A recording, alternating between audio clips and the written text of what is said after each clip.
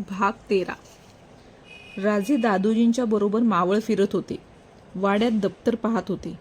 पायरीवर आलेला न्याय जिजाबाईंनी गोतमुखाने सोडविलेला पाहत होते. वाड्यात कीर्तनकार येत, भजनी लोक येत. भजन कीर्तनात राजांचा जीव रमून जाई. एखाद्या शाहिराचा पोवाडा ऐकत असता अंगात वीरश्री संचारे. खरा कंटाळा येई तो दादोजींच्या बरोबर मावळ फिरण्याचा. जहागिरीवर थोर माणसांच्या बरोबर फिरण्यात त्यांचे मन थकत असे. सकाळी दादोजींनी राजांना सांगितले, राजे, आज नाणे मावळात जायला हवं. परत केव्हा येणार? जिजाऊंनी विचारले. 5-6 दिवस तरी मोडतील. पुष्कळ हिशेब राहिला आहे. राजे नाराजीने दादोजींच्याकडे पाहत होते.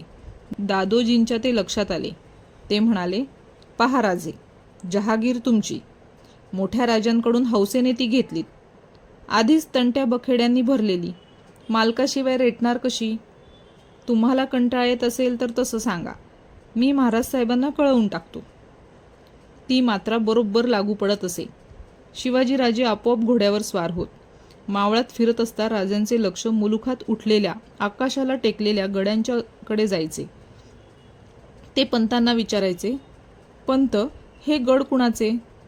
आदिलशाहीचे. जहागीर आमची आणि गड त्यांचे कसे? राजे, जहागीर म्हणजे मालकी नव्हे, फक्त वसुलीचा हक्क तुम्हाला. पण सत्ता आदिलशाहीचीच. मावळात शिवाजीराजांचा दरारा खूप होता. त्यांच्या नावाला फार मान होता. दादोजींच्या बरोबर आलेले शहाजी पुत्र पाहताच साऱ्यांच्या माना झुकत होत्या.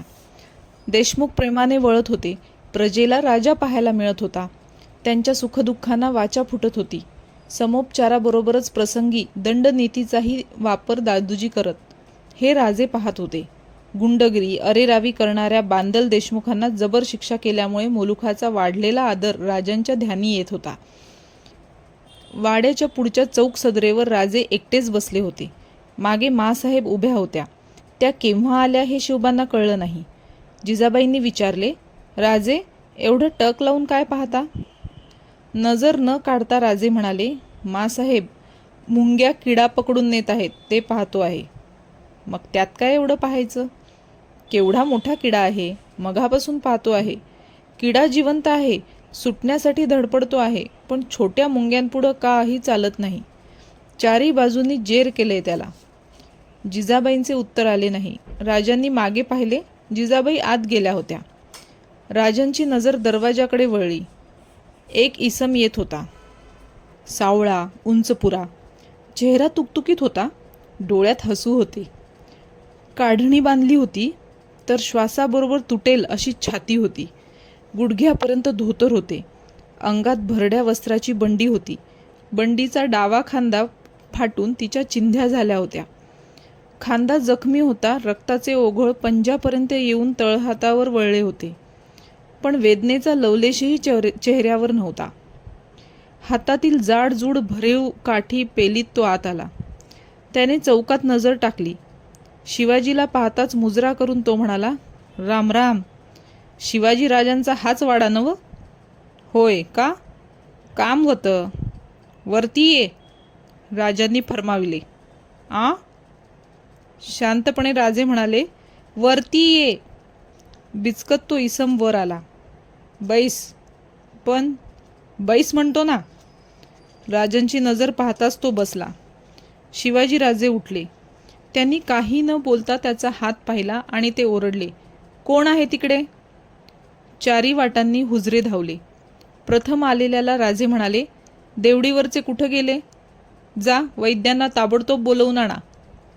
नोकर गेला. राजांनी विचारले, नाव काय तुझं? भीमा. लवार हाय मी. चूक सुधारित भीमा म्हणाला, सरकार.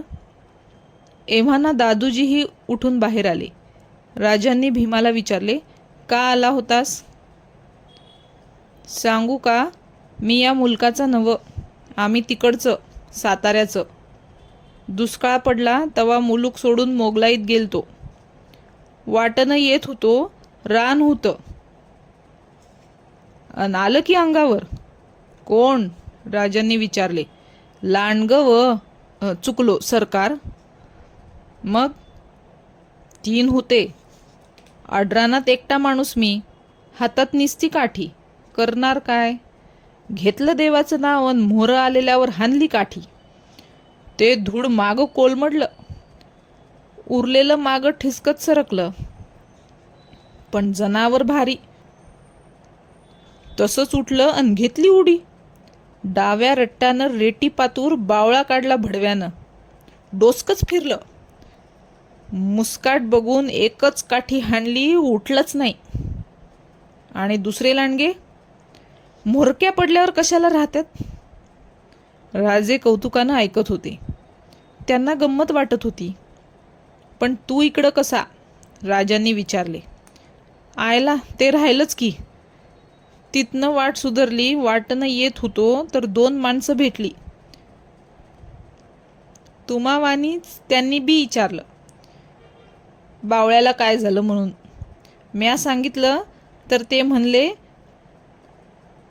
अरे लांडग्याची शेपटी का आणली नाहीस? म्या म्हणलं कशाला? तर ते म्हणले, अरे येड्या, लांडगा मारला आणि शेपटी दावली तर शिवाजीचा बामण बक्षीस देतो. साऱ्यांची नजर दादोजींच्याकडे गेली. दादोजी हसत होते. भीमा सांगत होता, परमुलखाचा म्या, मला काय ठाव. तसाच माघारी गेलो आणि शेपटी आणली. ही घ्या. म्हणत कमरेला खोवलेली झुपकेदार शेपटी त्याने समोर टाकली. लांडग्यांचा उपद्रव थांबविण्यासाठी दादोजींनी ही बक्षिसाची प्रथा ठेवली होती. हे साऱ्या मावळात प्रसिद्ध होते. वैद्य आले. त्यांनी भीमाच्या जखमेला औषधं लावली. औषधं लावीत असता त्याने विचारले, शिवाजीराज म्हणतात ते तुम्हीच? हो का? काय नाही, लई बोलवा ऐकली होती. मला वाटलं कुणीतरी जाणता माणूस असल. सारा वाडा हसला. दादोजींनी सांगितले, कुलकर्णी, याला दप्तरी घेऊन जा आणि याचं बक्षीस द्या.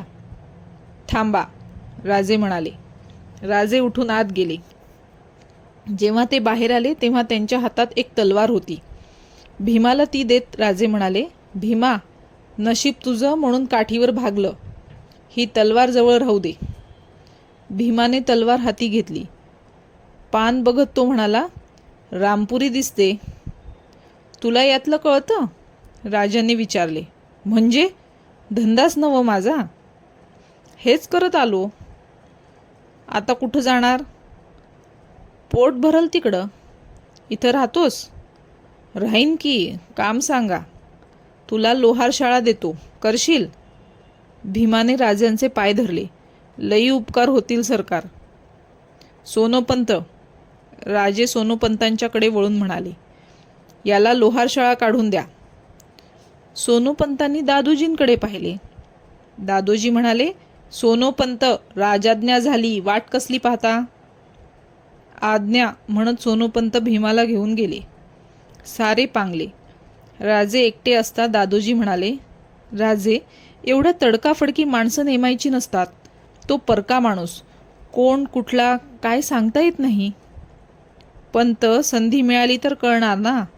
हात बळकट आहेत, कष्टाळू आहे, छाती निधडी आहे, पोलादाची जात सहज ओळखता येते.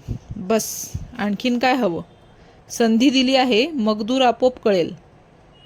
दादोजी कौतुकाने ऐकत होते.